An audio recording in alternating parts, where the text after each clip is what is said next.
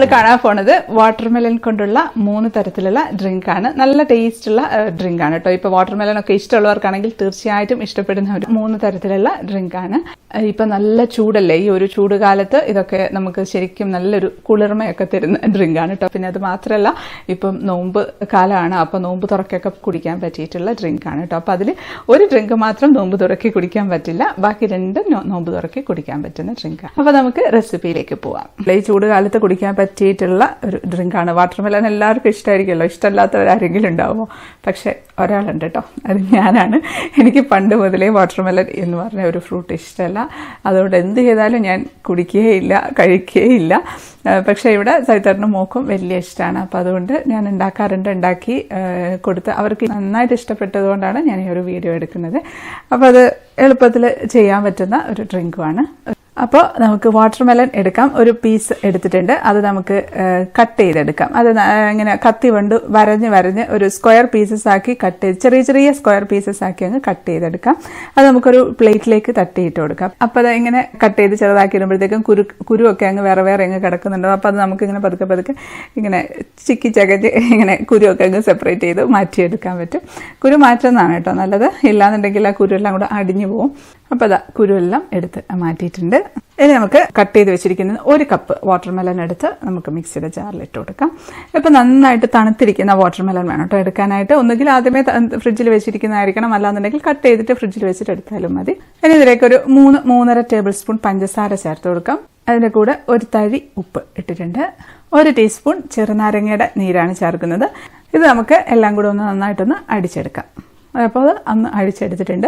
ഇനി അടിച്ചതിന് ശേഷം നമുക്ക് കുറച്ച് മിൻറ്റ് ലീഫ് ചേർത്ത് കൊടുക്കാം. ആദ്യമേ മിൻറ്റ് ലീഫ് ഇട്ട് അടിക്കേണ്ട, അപ്പോൾ അതിൻ്റെ കളറൊക്കെ അങ്ങ് മാറി പച്ച കളർ, എന്തോ ഒരു വല്ലാത്തൊരു കളറായി പോവും. അപ്പോൾ ഒരു 5-6 ഇല മിൻറ്റ് ഇട്ട് കൊടുക്കാം. അതിട്ട് ഒന്ന് പ്രസ് ബട്ടൺ വെച്ച് 1-2 പ്രസ് അത്രമാത്രം മതി, അധികം അടിഞ്ഞു പോകരുത്.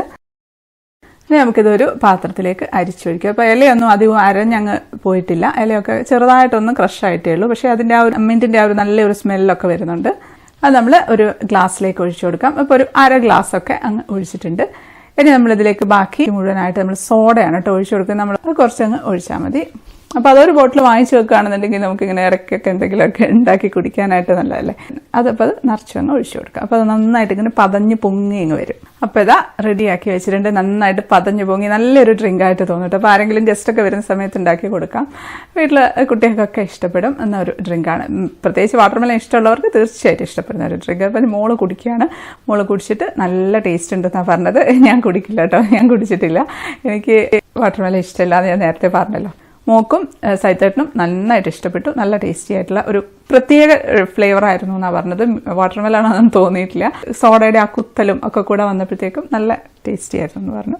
അപ്പം ഈ ഒരു ഡ്രിങ്ക് നോമ്പ് തുറക്കി കുടിക്കണ്ട കേട്ടോ. കാരണം നമ്മൾ പകൽ മുഴുവനും ഭക്ഷണം കഴിക്കാതിരുന്നേച്ച് വൈകുന്നേരം ആദ്യം തന്നെ സോഡയൊക്കെ ഒഴിച്ച് കുടിക്കുമ്പോൾ അത് വയറിന് അത്ര നല്ലതായിരിക്കില്ല. അപ്പോൾ ഇനി വരുന്ന 2 ഡ്രിങ്കും നമുക്ക് നോമ്പ് തുറക്കി കുടിക്കാൻ പറ്റിയിട്ടുള്ളതാണ്. ഇനി നമുക്ക് അടുത്ത ഡ്രിങ്ക് ഉണ്ടാക്കാം. അപ്പം അതിന് വേണ്ടി തന്നെ നമുക്ക് 1 കപ്പ് വാട്ടർമെലൺ നേരത്തെ മുറിച്ച് വെച്ചില്ലേ, അതിൽ നിന്ന് 1 കപ്പ് എടുക്കാം. ഇനി നമുക്ക് അതേപോലെ തന്നെ നമുക്ക് പഞ്ചസാര ചേർത്ത് കൊടുക്കാം. ഒരു 3.5 ടേബിൾ സ്പൂണൊക്കെ പഞ്ചസാര ചേർത്തിട്ടുണ്ട്. അതിൻ്റെ കൂടെ 1 ടീസ്പൂൺ ചെറുനാരങ്ങ നീര് ചേർക്കുകയാണ്. 1 നുള്ള് ഉപ്പും കൂടെ ചേർത്തിട്ടുണ്ട്. ഇനി നമുക്കിതിലേക്ക് 1/2 കപ്പ് നിറച്ചും ഐസ് ക്യൂബ്സ് അങ്ങ് ചേർത്ത് കൊടുക്കാം. ഇനി അതിലേക്ക് നമുക്ക് ഒരു 1/2 കപ്പ് വെള്ളവും കൂടെ ഒഴിച്ചിട്ടുണ്ട്.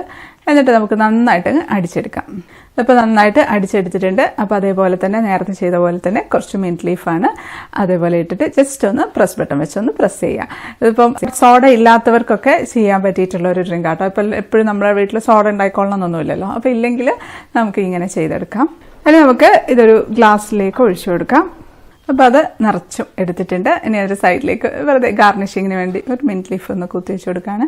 ഇനി അതിലേക്ക് ഒരു 2-3 ഐസ് ക്യൂബ്സും കൂടി ഇട്ട് കൊടുക്കാം. അപ്പോൾ ഇത് 2 കൂടെ ഒന്ന് ടേസ്റ്റ് ചെയ്ത് നോക്കുന്നുണ്ട്.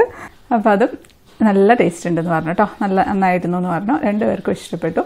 മധുരമൊക്കെ പാകത്തിനാണ്, മധുരമൊന്നും അധികവും ഇല്ല കുറവുമല്ല. അപ്പോൾ ഇനി നമുക്ക് അടുത്തൊരു ഡ്രിങ്ക് ഇതേപോലെ കാണാം. അതേപോലെ തന്നെ 1 കപ്പ് വാട്ടർമെലൺ അത് ഇട്ട് കൊടുക്കാം. ഇതിലേക്കും നമുക്ക് പഞ്ചസാര ചേർത്ത് കൊടുക്കാം. ഒരു 3.5 ടേബിൾ സ്പൂൺ പഞ്ചസാര ചേർത്തിട്ടുണ്ട്. 1 നുള്ള് ഉപ്പ് ഇട്ടിട്ടുണ്ട്.